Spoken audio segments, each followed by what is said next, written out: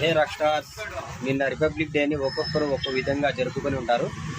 కొందరు దేశభక్తితో, కొందరు బిజీ లైఫ్తో, మరికొందరు జల్సాలతో ఇలా ఏదో ఒక విధంగా గడుపుకొని ఉంటారు. మనం రిపబ్లిక్ డే నుండి ఒక విషయం నేర్చుకోవాలి. అది ఏంటంటే, మనం పూర్తి ఇండిపెండెన్స్ని సాధించడానికి ఒకే లక్ష్యంగా పెట్టుకొని 17 సంవత్సరాల పాటు కఠోర శ్రమ, ఎంతోమంది ప్రాణత్యాగాల తర్వాత మనకు పూర్తి ఇండిపెండెన్స్ వచ్చింది. ఒకవేళ మన పూర్వీకులు ఒకే లక్ష్యం లేకుండా ఉంటే ఇప్పటి వరకు మనం కూడా బానిస బతికే బతకాల్సి ఉంటుంది. చెప్పే విషయం ఏమిటంటే, ఎవరైతే లక్ష్యం లేకుండా బతుకుతున్నారో వారి బతుకు బానిస బ్రతుకే. నేను ఈ బానిస బ్రతుకు నుండి విముక్తి పొందడానికి ఒక చిన్న లక్ష్యాన్ని నిర్ణయించుకున్నాను. వచ్చే 2026 రిపబ్లిక్ డేకి 300 బ్లాగ్స్ మరియు 10 లక్షల వ్యాపారం చేయాలి. నా వ్యాపారం ఏంటంటే మార్కెటింగ్ అండ్ అడ్వర్టైజింగ్.